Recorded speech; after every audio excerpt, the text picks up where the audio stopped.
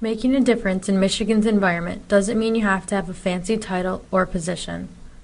Helping the environment can be as simple as recycling a pop can, turning your faucet off as you brush your teeth, or letting nature do its thing. Bats don't seem a likely aid to Michigan's environment, but that's where people are mistaken. These rodents with wings are actually crucial preservers of most of the Earth's ecosystem. At the Cranbrook Institute of Science, the Organization for Bat Conservation has taken the initiative to help preserve these creatures.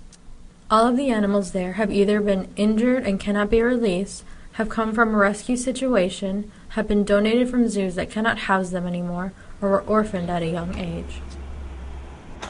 My name is Dawn Vesna, and I work here at the Bat Zone at the Cranbrook Institute of Science. We are an education facility dedicated to the education of people about the importance of bats. Bats here in the United States as well as around the world are very important parts of our environment.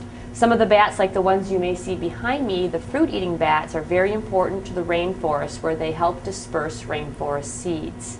The bats here in Michigan are very important in controlling night-flying insects. Insects like moths and beetles that could be considered agricultural pests. Here at the Bat Zone, we have both public and school groups visiting our facility here, where all of our educators are trained to educate people about the importance of bats, and we also talk about the benefits of bat conservation and putting up bat houses, which allows bats to live in our communities without having to live in our houses. These bats provide very important insect control in our environment and help reduce the amount of pesticides that are needed in our neighborhoods. Another one of our staff, Vanessa, is an educator as well as an animal care keeper. She's also been experienced in field research as well, studying these animals in the wild. Vanessa Rojas has been working at the Conservation Center for about 3 years. She is currently a graduate student at the University of Michigan Flint, finishing up her thesis about bats.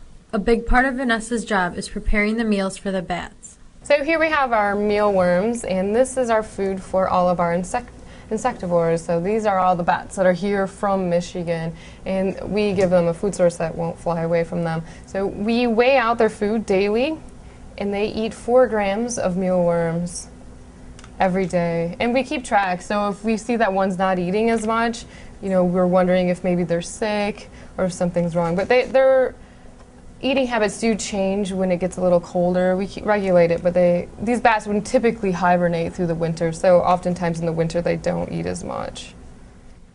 Though Vanessa works at the Bat Conservation, this is not just home to bats. People can also see owls, squirrels, and a 3-toed sloth. As part of Vanessa's job, she is responsible for giving the animals their medication. One of the animals that requires these medications is Otis, an eastern screech owl, who is injured and now requires eye drops daily. About midday, Vanessa goes outside to feed the owls. Besides the eastern screech owl, the Conservation Center also has great horned owls and a barred owl, all native to Michigan. And we start hand feeding them in the winter when it starts to get cold. That way their food source doesn't get cold. So they'll actually eat right out of our hands. This is one of my favorite parts of my job. Here in Michigan, it's really important to protect our resources and habitat because it doesn't just affect the animals, but us as well. The least likely of creatures may turn out to be the most important.